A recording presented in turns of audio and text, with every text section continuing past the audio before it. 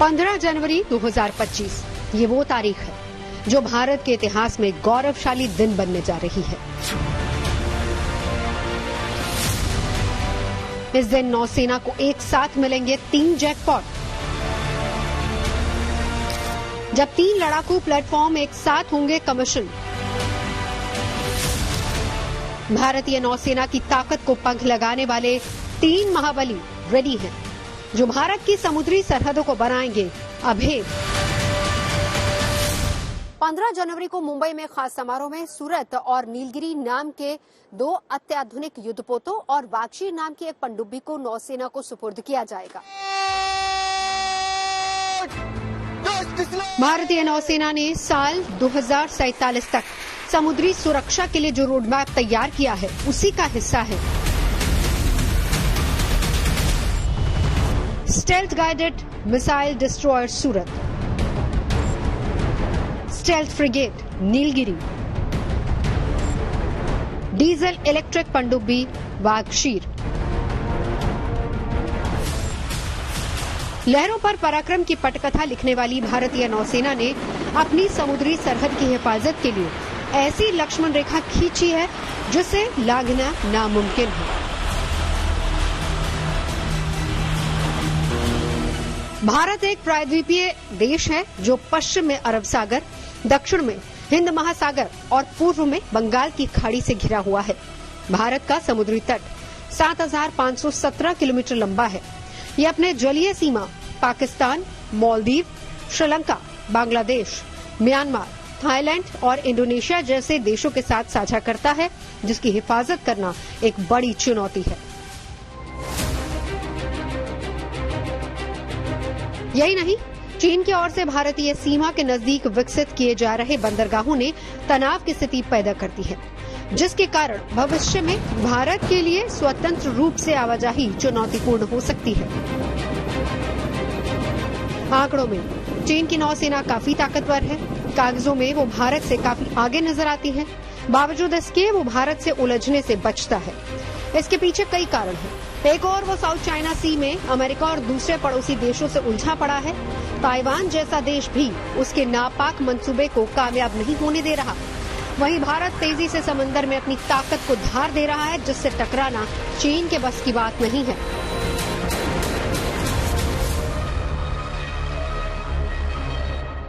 Indian ocean की जब हम बात करते हैं तो अरेबियन सी हो, गल्फ ऑफ एडन हो या गल्फ ऑफ ओमान हो या रेड सी हो, इन सारे इलाकों में जिस तरीके का देखिए सी लाइन ऑफ कम्युनिकेशन को चेक किया जा रहा है, जिस तरीके से चाइना के सीन ऑफ कम्युनिकेशन को ब्लॉक करने की कोशिश की जा रही है, उससे चाइना परेशान है। अगर उसने हिंदुस्तान के बरखिलाफ काम करने की कोशिश की तो इंडो पैसिफिक रीजन में जैसा कि वो तमाम एशियन कंट्री के देशों को वहां धमकाता रहता है, उनके ऊपर सर्विलेंस करता है, वो उसका इरादा सक्सेसफुल नहीं होगा। इसी के तहत क्वाड की देखिए संरचना की गई थी और अमेरिका, हिंदुस्तान, ऑस्ट्रेलिया और जापान पूरी तरीके से चाइना को काउंटर करते हुए नजर आ रहे हैं। तो कहीं ना कहीं चाइना का जो अपनी जो सी लाइन ऑफ कम्युनिकेशन पे पूरी तरीके से डोमिनेशन की बात थी, वो कॉम्प्रोमाइज होता दिखता है। चीन और पाकिस्तान जैसे देश भारत की समुद्री सरहद में दाखिल होने की जुर्रत भी नहीं कर सकते, क्योंकि उन्हें पता है कि भारत के पाताल प्रहरी यानी कि सबमरीन बेड़ा उनका क्या हश्र करेगा। अब भारत की नौसेना में एक और ताकतवर सबमरीन शामिल होने वाली है। नाम है वागशीर।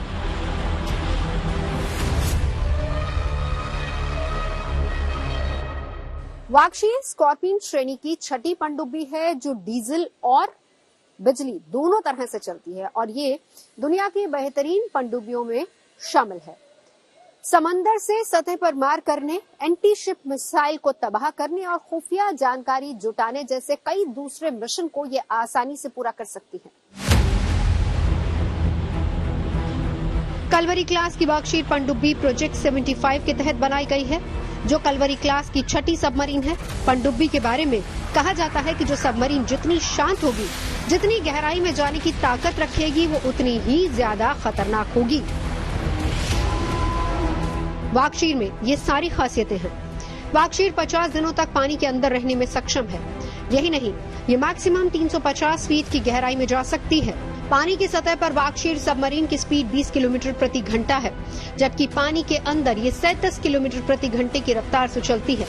साथ ही इसमें 8 सैन्य अधिकारी और 35 सेलर तैनात किए जाते हैं। सबसे बड़ी बात सबमरीन में ये होती है कि उसका एंड्योरेंस कितना है, कितने देर तक वो पानी के सतह पे आए बगैर अंडर वाटर रह सकता है, और उसका क्या अर्ली वार्निंग सिस्टम है। जब अर्ली वार्निंग सिस्टम की हम बात करते हैं तो उसमें तमाम तरीके के इलेक्ट्रॉनिक डिवाइसेस आते हैं, जिससे कि दुश्मन के टॉर्पीडो या सोनार का वो पता कर लेता है, और या तो वो अपनी जगह बदल लेता है, या उसका काउंटर मेजर करता है, या उसको डिस्ट्रॉय करता है। तो कहने का मतलब ये कि उसको अंडर वाटर रहने की कैपेबिलिटी, उसका अर्ली वार्निंग सिस्टम, और उसके ऊपर जो वेपन है, क्या वो सब सरफेस लॉन्च कर सकता है, क्या वो एंटी शिप मिसाइल लॉन्च कर सकता है, क्या वो सोनार को किस तरीके से डिफ्लेक्ट करेगा, किस तरीके से शैफ्ट डालेगा, किस तरीके से अपनी पोजीशन बदलेगा। इन सारी चीजों को जब आप एक साथ मिलाते हैं तो ये रिक्वायरमेंट होती है सबमरीन की। लिहाजा सबमरीन को पूरी तरीके से प्रोटेक्टेड होना चाहिए, जिससे कि वो अपना मिशन एकम्प्लिश कर सके और वो सी डिनायल की रोल को पूरी तरीके से निभा सके। वागशीर सबमरीन को मझगांव डॉकशिप बिल्डर्स ने तैयार किया है, जो पूरी तरह से मेक इन इंडिया और आत्मनिर्भर भारत के कंसेप्ट के तहत बनाई जा रही है।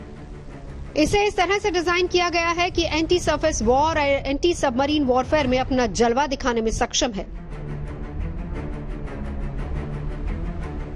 दुश्मन के टॉर्पीडो से बचने के लिए वागशीर को anti torpedo counter measure system से लैस किया गया है। इसे 18 टॉर्पीडो या एंटी शिप मिसाइल से लैस किया जा सकता है। साथ ही वागशीर से 6 टॉर्पीडो एक साथ दुश्मन की तरफ छोड़े जा सकते हैं। सबसे पहले होता है उसका अर्ली वार्निंग सिस्टम क्या है। जो टॉर्पीडो के खिलाफ जो सबमरीन के खिलाफ टॉर्पीडो लॉन्च किया गया तो उसको कितनी जल्दी पकड़ लेता है, और वो उसको डिक्लासिफाई करता है कि किस तरीके का टॉर्पीडो है। फिर उसके लिए उसके पास क्या एंटी किल मैकेनिज्म है, कैसे उसको डिस्ट्रॉय कर सकता है। और तीसरी चीज होती है तमाम तरीके के काउंटर मेजर्स, जैसे कि तमाम तरीके के शेफ को रिलीज करना या डिकॉय को रिलीज करना, जिससे कि इस टॉर्पीडो को डिफ्लेक्ट किया जाए। ऐसे ऐसे शेफ्स को वहां लॉन्च किया जाता है कि टॉर्पीडो जो साउंड वेव भेजता है, जिससे कि वो सबमरीन की लोकेशन लेता है, उसको डिस्टॉर्ट किया जाए और जो टॉर्पीडो है वो गलत जगह चला जाए। तो ये सारी चीजों की जब हम बात करते हैं तब वो आता है एंटी टॉर्पीडो काउंटर सिस्टम, जो सबमरीन के लिए लागू होता है। साल 2005 में फ्रांस के नेवल ग्रुप के साथ प्रोजेक्ट 75 के तहत स्कॉर्पियन क्लास की 6 पनडुब्बियां बनाने का करार हुआ था।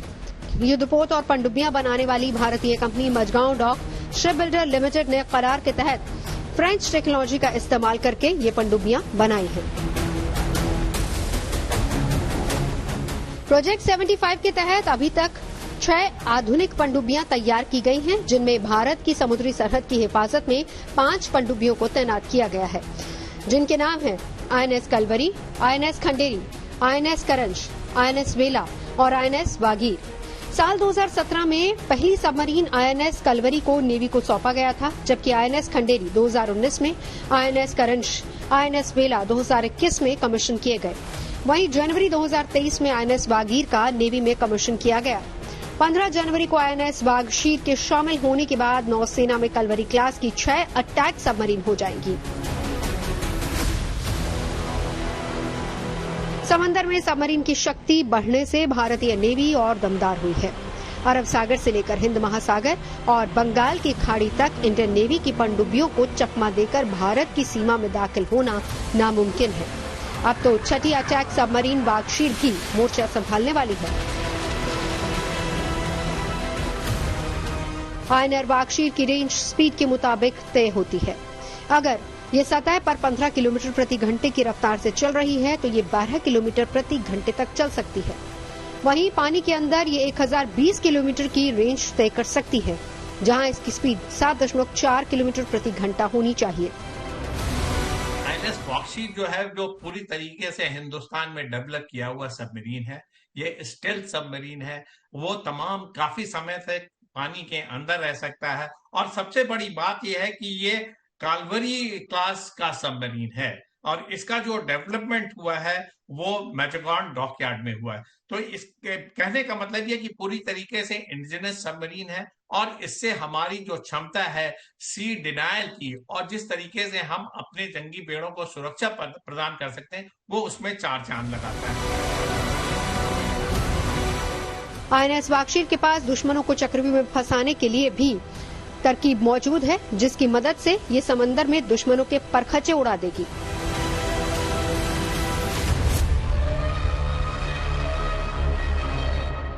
दुश्मन को तबाह करने के लिए न सिर्फ उस पर हमला कर सकती है, बल्कि समंदर के अंदर बारूद का एक जाल भी बिछा सकती है।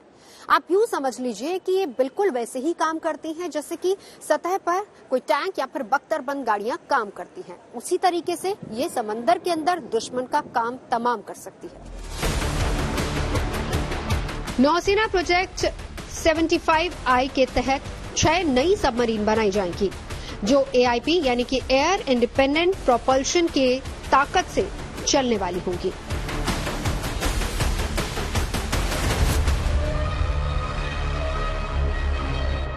प्रोजेक्ट 75 के तहत बनने वाली 6 पनडुब्बियों में कई खासियतें होंगी। मसलन बेहतर हथियार होंगे और बेहतर सेंसर सिस्टम होगा और सबसे जरूरी AIP सिस्टम होगा। साल 2019 में गठित काउंसिल में निर्मला सीतारमण की तरफ से इसको मंजूरी दी गई। एयर इंडिपेंडेंट प्रोपल्शन की मदद से सबमरीन लंबे समय तक पानी के अंदर रहने में सक्षम होगी। अब क्या है एयर इंडिपेंडेंट प्रोपल्शन सिस्टम, ये भी जान लीजिए। पनडुब्बियां मुख्य रूप से 2 प्रकार की होती हैं। पहली पारंपरिक सबमरीन और दूसरी परमाणु सबमरीन। पारंपरिक पनडुब्बियां डीजल इलेक्ट्रिक इंजन का इस्तेमाल करती हैं। पारंपरिक पनडुब्बी में इलेक्ट्रिक मोटर्स का इस्तेमाल होता है जो डीजल इंजन से चार्ज होती है। ऐसे इंजन को ऑपरेट करने के लिए एयर और फ्यूल की जरूरत होती है। इसका मतलब कि इन्हें समुद्र की सतह पर जल्दी जल्दी आना पड़ता है। ये बैलिस्टिक मिसाइल दागने में सक्षम है। परमाणु संचालित पनडुब्बी में न्यूक्लियर रिएक्टर लगा होता है जो इसके पावर सोर्स का जरिया होता है। पारंपरिक कम्बस्टन इंजन के उलट इस पनडुब्बी को हवा की जरूरत नहीं होती, यानी परमाणु पनडुब्बी लंबे समय तक बिना समुद्र की सतह पर आए काम कर सकती है। न्यूक्लियर संचालित submarine nuclear powered ballistic missile दागने में सक्षम है।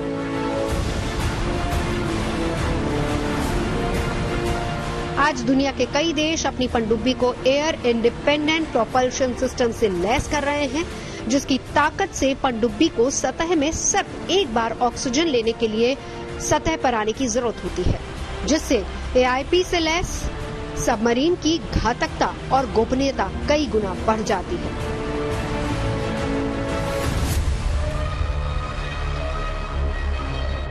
एयर इंडिपेंडेंट प्रोपल्शन सिस्टम जो है वो उस तरीके का मैकेनिज्म है जैसे कि सबमरीन को सरफेस पे आके ऑक्सीजन के लेने की जरूरत नहीं पड़ती है। वो अंदर ही अंदर उसका टरबाइन इस ऑक्सीजन को बनाता है, जिससे कि सबमरीन को अंडर वाटर रहने का जो इंड्योरेंस होता है उसमें इजाफा होता है और साथ में इसकी सिक्योरिटी बढ़ती, क्योंकि अगर वो सरफेस पे नहीं आ रहा है तो उसको डिटेक्ट करना मुश्किल होता है। अंडर वाटर है तो तमाम तरीके के सबमरीन शेफ को रिलीज करते हैं, जिससे कि सोनार सिस्टम को भी डाइवर्ट किया जाता है। तो एक ये बड़ी एडवांस टेक्नोलॉजी है।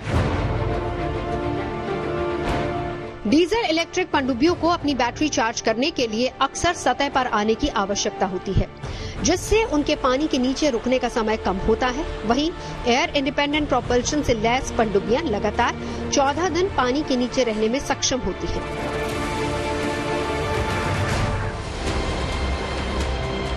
29 दिसंबर को रक्षा मंत्रालय ने 2 महत्वपूर्ण कॉन्ट्रैक्ट साइन किए हैं। ये कॉन्ट्रैक्ट भारतीय पनडुब्बियों में एयर डिफेंस प्रोपल्शन प्लग के निर्माण, इंटीग्रेशन और कलवरी क्लास पनडुब्बियों में इलेक्ट्रॉनिक हैवीवेट टॉर्पीडो के इंटीग्रेशन से जुड़े हैं, जिसकी लागत 2,867 करोड़ है।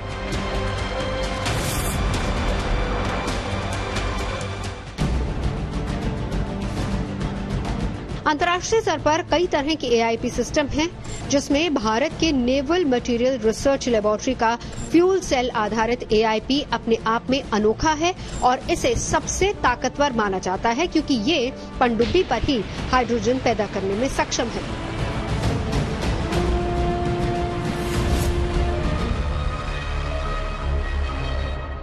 NMRL दरअसल DRDO के तहत काम करने वाली एक प्रयोगशाला है जहां पर बुनियादी अनुसंधान और प्रौद्योगिकी के विकास को लेकर काम किया जाता है।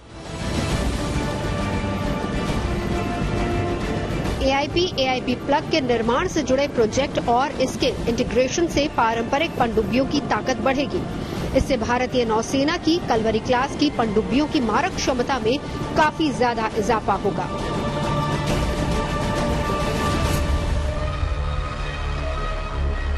पनडुब्बी असल में एक तरह का जलयान होता है जो समंदर के अंदर अथाह गहराइयों में जाता है और एक तरीके से वहां पर हमारी समुद्री सरहदों की रक्षा करता है। क्या आप जानते हैं कि सबसे पहले पनडुब्बी का निर्माण कब हुआ था? एक डच वैज्ञानिक ने 1602 में एक पनडुब्बी का निर्माण किया और 1772 में पहली सैनिक पनडुब्बी बनाई गई और उसके बाद से लेकर अभी तक पनडुब्बियों में कई तरह के बदलाव आए हैं और कई अत्याधुनिक पनडुब्बियां बहुत सी नौसेनाओं के पास है। पनडुब्बियां पहले भी बनाई गई हैं, लेकिन इसका इस्तेमाल 19वीं सदी में सबसे पहले चर्चा में आया था और प्रथम विश्व युद्ध में तो इसका सबसे ज्यादा इस्तेमाल हुआ। 1950 के आते आते एटमी एनर्जी का भी इस्तेमाल पनडुब्बी को चलाने के लिए किया जाने लगा। बाद में डीजल से भी चलने लगी, तकनीक और एडवांस हुई और इसके बाद समंदर के पानी से ऑक्सीजन लेने वाली पनडुब्बी भी बना ली गई।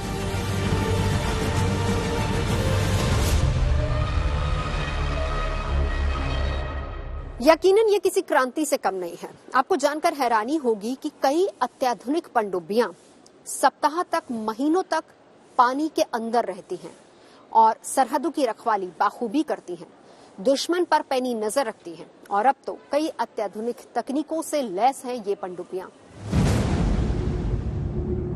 पनडुब्बियों ने ही विश्व का राजनीतिक मानचित्र बदला और यही वजह है कि आज ये किसी भी देश की नौसेना का सबसे बड़ा हथियार मानी जाती है।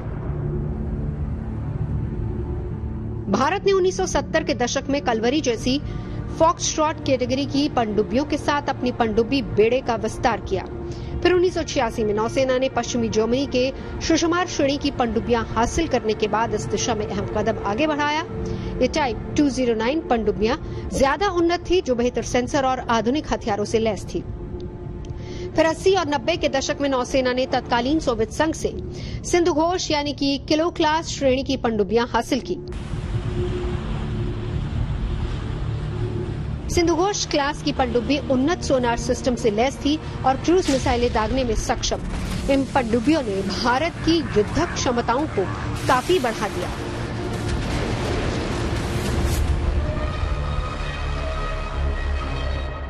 साल 2000 शुरू होते ही भारत में पनडुब्बियों के विकास में एक नए तरीके से काम शुरू हुआ, जब बैलिस्टिक मिसाइल लॉन्च करने के लिए परमाणु ऊर्जा से संपन्न पनडुब्बियों को बनाने का काम शुरू हुआ और ये 2016 में SSBN INS अरिहंत के कमीशन के साथ पूरा हुआ। अरिहंत ने भारत को बैलिस्टिक मिसाइल से लैस परमाणु ऊर्जा चलित पनडुब्बी संपन्न छठा देश बना दिया, जो देश की एटमी त्रिशक्ति यानी कि जमीन, हवा और समंदर से परमाणु मिसाइलें दागने की क्षमता का अहम पहलू है।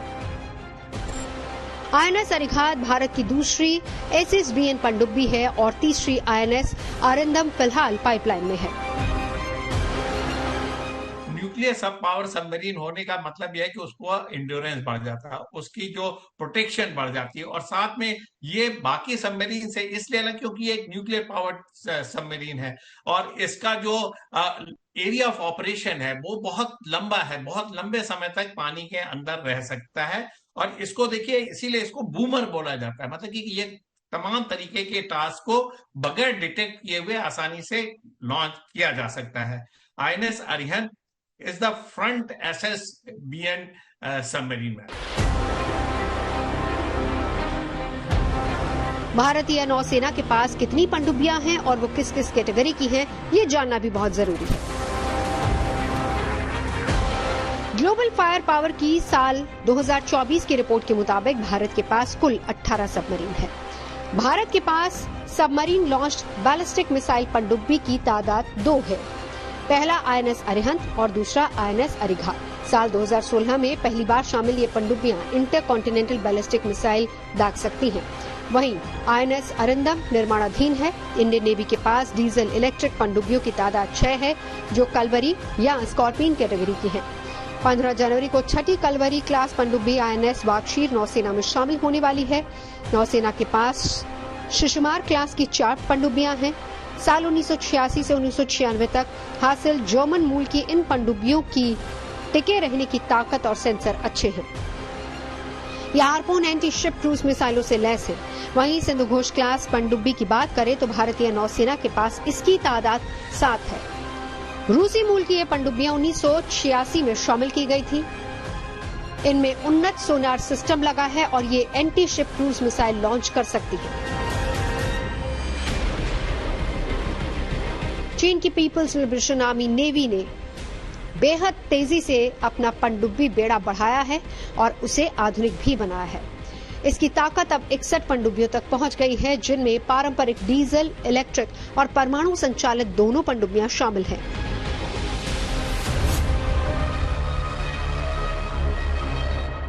विस्तारवादी चीन की महत्वाकांक्षाएं किसी से छिपी नहीं हैं। केवल पहाड़ी इलाकों में या फिर भारत की सरहदों में ही नहीं, बल्कि हिंद प्रशांत क्षेत्र में भी चीन अपनी इस विस्तारवादी नीति के तहत आगे बढ़ता जा रहा है। और भारत के लिए खास तौर पर हिंद प्रशांत क्षेत्र में चीन को रोकना एक बहुत बड़ी चुनौती है, जिसके लिए भारत तत्पर है, तैयार है, ताकि वो अपनी सरहदों की हिफाजत कर सके। हालांकि चीन भारत की अकेली चुनौती नहीं है। पाकिस्तान ने 2015 में हैंगर क्लास की 8 पनडुब्बियों के निर्माण के लिए चीन के साथ करार कर दस्तखत किए। ये पनडुब्बियां युआन श्रेणी की पनडुब्बियों का निर्यात संस्करण है। चीन ने अप्रैल 2024 में पहली पनडुब्बी का निर्माण पूरा कर लिया। पाकिस्तान का टारगेट साल 2028 तक सभी 8 पनडुब्बियां हासिल करने का है, जो पानी के अंदर युद्ध की क्षमता के लिहाज से भारत के लिए चुनौती बन सकती है। रक्षा विशेषज्ञों का मानना है कि पाकिस्तान को स्टेल्थ पनडुब्बियां देना भारत के ऊपर दबाव बिंदु बनाने का बीजिंग का अपना तरीका है।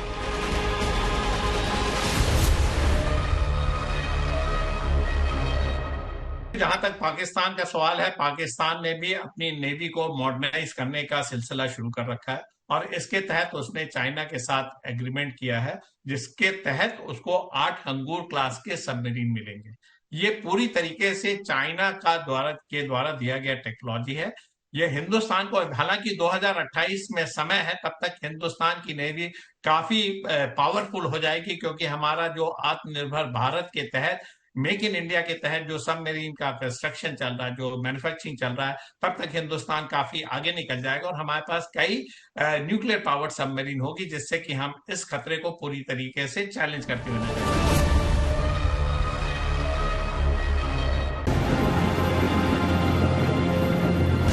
चीन और पाकिस्तान के घातक गठजोड़ के बीच भारतीय नौसेना अपने बेड़े को मजबूत कर रही है। स्वदेशीकरण और आत्मनिर्भरता पर जोर देते हुए नेवी अगले दशक में करीब 94 नए युद्धपोतों को शामिल करने की योजना बना रही है।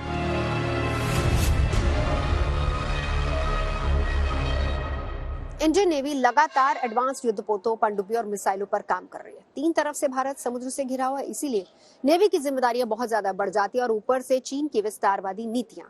आप समझ सकते हैं कि नेवी की जिम्मेदारियां कितनी बढ़ जाती हैं। लगातार नए नए युद्धपोतों, पनडुब्बियों पर काम किया जा रहा है, जिनमें से 63 पर अभी भी उसे अत्याधुनिक बनाने पर जोर दिया जा रहा है और इनमें से भी जो समुद्र की लहरों पर अपनी काबिलियत दिखा चुके हैं, उन्हें नेवी में कमीशन कर दिया गया है। इंडियन नेवी की शक्ति को बढ़ाने वाला एक और शक्तिमान है INS सूरज, जो लहरों पर दुश्मनों को औकात दिखाने के लिए बेकरार है।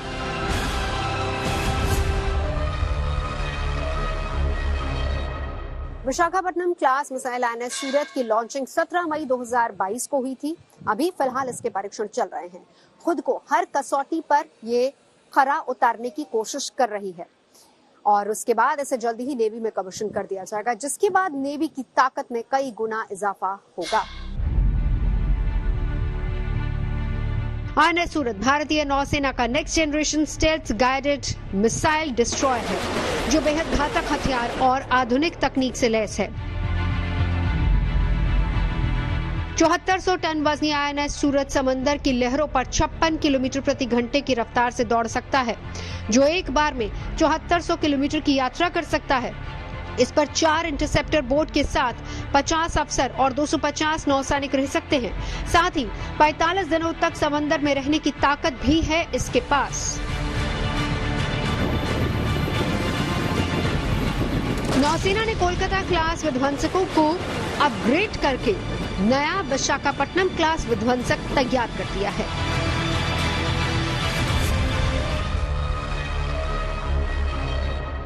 स्टेल्थ गाइडेड जो मिसाइल होता है ये एंटी सबमरीन के ऑपरेशन के लिए लॉन्च किया जाता है और इसकी जो कैपेबिलिटी होती है तमाम तरीके की, इसको एयर एंटी एयर के लिए भी इस्तेमाल किया जा सकता है, एंटी शिप के लिए भी इस्तेमाल किया जा सकता है और ये बेसिकली एक डिस्ट्रॉयर क्लास का शिप होता है। इसमें तमाम तरीके के ऑर्नामेंट होते हैं। इसका एग्जाम्पल देखिए मिलेगा INS इम्फाल और INS कोलकाता जो है वो इस तरीके के डिस्ट्रॉयर क्लास के शिप्स हैं। इसमें तमाम तरीके के आर्मामेंट हैं। ये हमारा जो है जो उसका डिस्ट्रक्शन का जो इजाफा करता है वो इस तरीके के शिप्स करती हैं।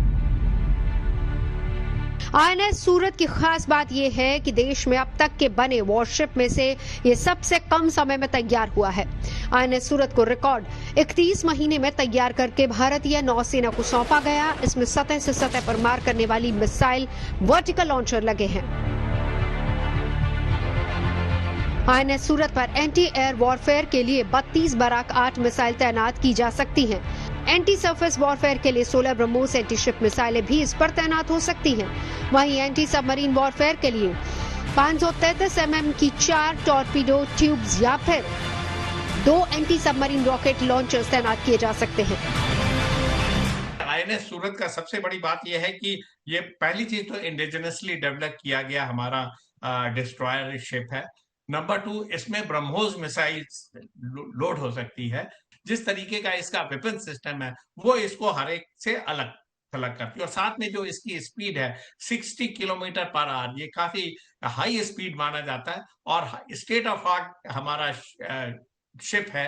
ये स्टेल्थ डिस्ट्रॉयर है। जब हम स्टेल्थ डिस्ट्रॉयर की बात करते हैं तो इसका डिटेक्शन मुश्किल होता है, इसका डिस्ट्रक्शन मुश्किल होता है और साथ में इसकी जो कैपेबिलिटी है वो एनिमी के शिप पे हर तरीके का आर्मेंट, चाहे वो मिसाइल्स हो, रॉकेट हो, ड्रोन्स हो, गन्स हो, इसका इस्तेमाल करते हुए उसको डिस्ट्रॉय करता है।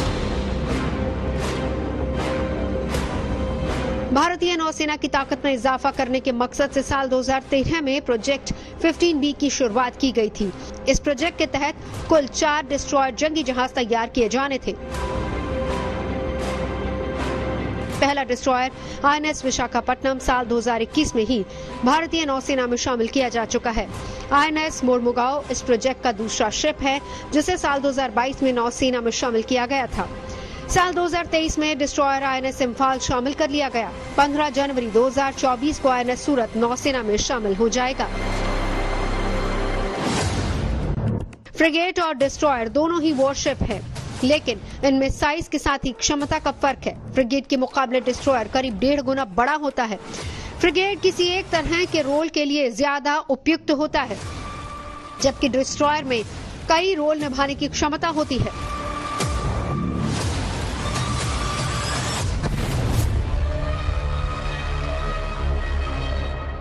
हजारों मील तक फैले समंदर में भारतीय नौसेना की ताकत में और ज्यादा इजाफा करने के लिए बहुत ही जल्द stealth guided missile frigate INS Nilgiri को कमीशन कर दिया जाएगा। 15 जनवरी को इसे नेवी को सौंपा जाएगा, जिसके बाद माना जा रहा है कि भारतीय नेवी की ताकत में कई गुना ज्यादा इजाफा होगा। INS नीलगिरी हिंदुस्तान के समुद्री हितों की रक्षा करने और लंबे तटीय सीमा की सुरक्षा सुनिश्चित करने में महत्वपूर्ण भूमिका निभाएगा।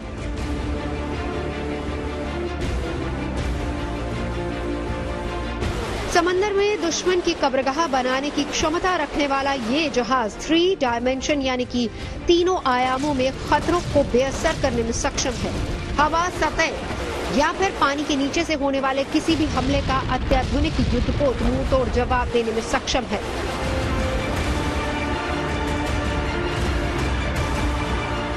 INS नीलगिरी की सबसे बड़ी ताकत है उससे दागी जाने वाली missile. INS Nilgiri 8 BrahMos supersonic cruise missile और 32 बराक 8 मिसाइल लेकर चलता है, जो पलक झपकते ही दुश्मन का काम तमाम कर देंगे।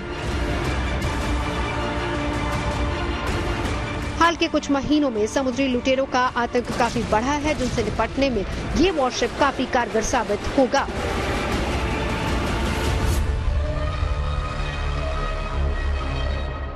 हमारे जिस तरीके से नेवी का मॉडर्नाइजेशन प्लान चल रहा है, उसके तहत तमाम तरीके के जो हमारे जंगी बेड़े हैं उनमें इजाफा हो रहा है, और इसी के तहत आईएनएस नीलगिरी भी इसमें एक कड़ी है, और ये मजगॉन डॉकयार्ड में बना हुआ है।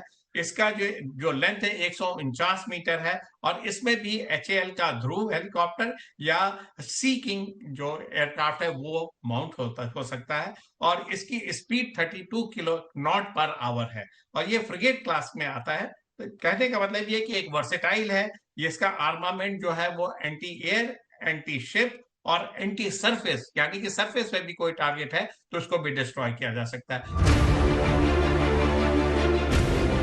INS Nilgiri advance weapon system से लैस है और रडार को चकमा देने में सक्षम है।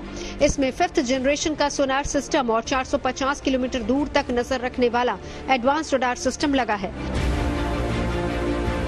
आईएनएस नीलगिरी में 4 कवच डेकॉय रॉकेट लगे हैं, नेवल आर्टिलरी गन और 2 AK-630 गन है। ये एंटी सबमरीन रॉकेट लॉन्चर और 2 टॉर्पीडो ट्यूब से लैस है। इसमें 2 ध्रुव हेलीकॉप्टर आसानी से लैंड कर सकते हैं। आईएनएस नीलगिरी की तरह 6 और जहाज इस समय प्रोडक्शन में अलग अलग चरणों में हैं, जिन्हें 2025 से 2026 तक बनाकर भारतीय नौसेना को सौंप दिया जाएगा। हिंदुस्तान के पास जंगी जहाजों का ऐसा विशाल बेड़ा है जिसका सामना करने से दुश्मन देश घबराते हैं, क्योंकि अगर हिंदुस्तान के वॉरशिप जंग में उतर गए तो दुश्मन का सर्वनाश तय है। दिल्ली से नवजोत रंधावा के साथ bureau report, good news today.